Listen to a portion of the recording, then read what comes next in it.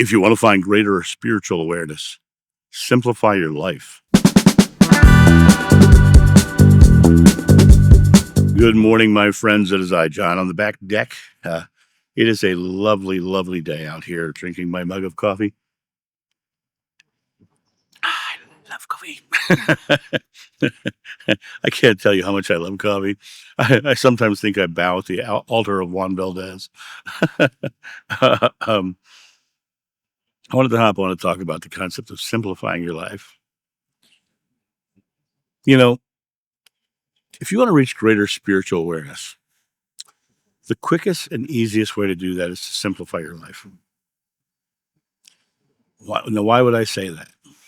In the Bible, it says it's easier for a camel to go through the eye of a needle than for a wealthy man to get into heaven.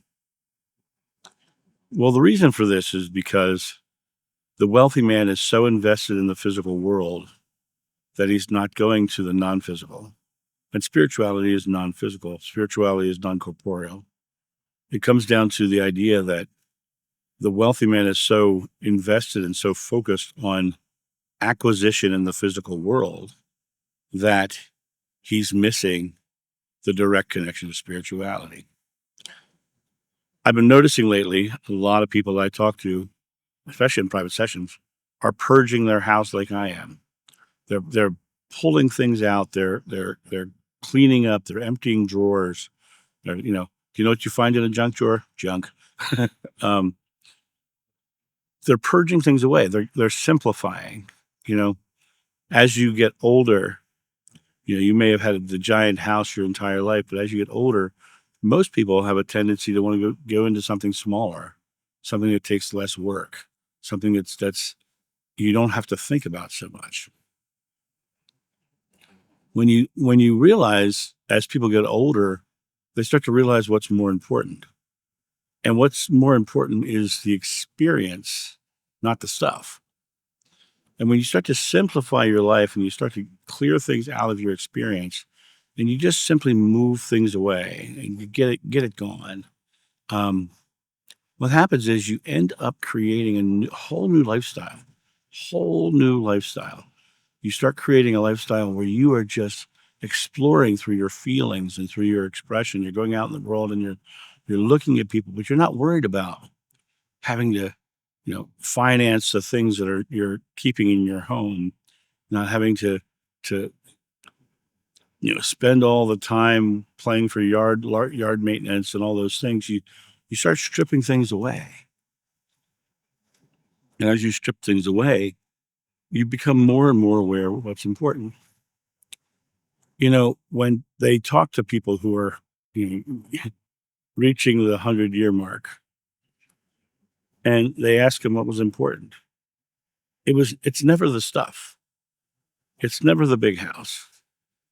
It's always the things they wish they had done. They said, and understanding that now that what's important is that I'm loved and I love people and I'm surrounded by the people who are important to me.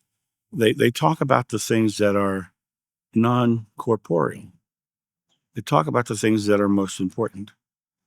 And I think people are naturally stripping away right now because the world is becoming more spiritual.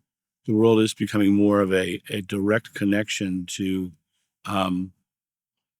the next expression of God. And I think that the more you feel like stripping away, and the more you strip away from your life, and the more you are surrounded by the clutter of your stuff, the more you're focused on the stuff. And let's face it, a lot of the stuff that we surround ourselves with are just memories of the past. And it was very interesting. My mom died a few years ago, and my sister was the executor, and she had all this stuff left over from mom's house. And I came down to visit my sister, and she pulled out all these old photo albums. And they were really, really old pictures. I mean, old black and white pictures at the beach. And I'm looking at them and I'm going, wow, these are interesting old pictures, right? my sister says, "Do you know anybody in them?" She says, "I can't figure out where they came from." And it took me a little while. And I went through the books and I found a picture of a very young version of my great uncle who lived with us at the end of his life because of his Alzheimer's. And I said, "Well, these are obviously Uncle Harold's pictures because there he is right there." And it was interesting because without the context of my great uncle in those pictures had no real meaning to us. We didn't know who anybody else in the picture was except for that one person. And, the memories of the past are beautiful and wonderful and lovely, but they're memories of the past. How are you living your now? You know, I talk about oneness a lot, but, you only live in one moment. And if you spend the one moment looking at the past and going, this is what the things that are important is these things of the past and how that made me feel in that moment. Question is, how are you feeling in this moment? And I'm not telling you to throw away your stuff. I'm telling you the more you simplify, the more you make things less convoluted, the more you make your life less cluttered, the more you're in the feeling state of the present moment. Because now there's not other things to think about. There's not other things to worry about or be concerned about. It's about being in this present moment here and now. And when you're looking at it from the perspective of, I get to create in the now, are you collecting stuff to surround you in the physical? Or are you creating beautiful memories of present moment experiences? Well, those beautiful memories, those feelings are the direct connection to God. Live into that next connection of God. Make the next moment even better than the last. Just keep growing into the experience and be in your full awareness of your oneness with God in the only moment you can, the present one. You can literally simplify your life as much as you possibly can and come down to the simplicity of just being here in the I am moment without the struggles of the stuff, without the struggles of the complexities of things to maintain things that I'm holding on to for no real reason, and come to the space of realizing that you have the ability to simplify and come back to just the feeling of being in the here and now.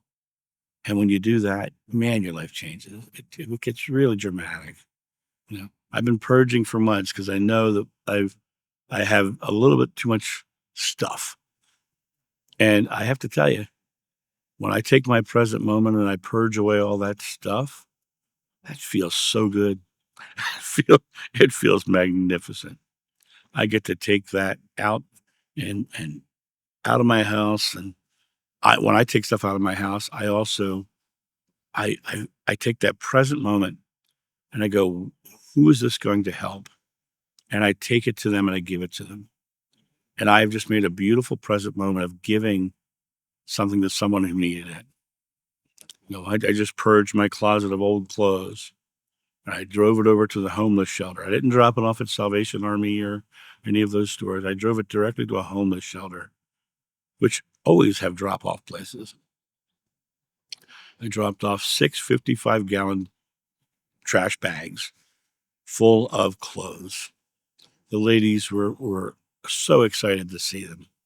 Oh my God, we needed this. We were getting low on this. By the way, if you want to do something really nice, go out and buy yourself a case of socks and underwear. Those are the number one and number two things that homeless shelters get requests for: socks and underwear.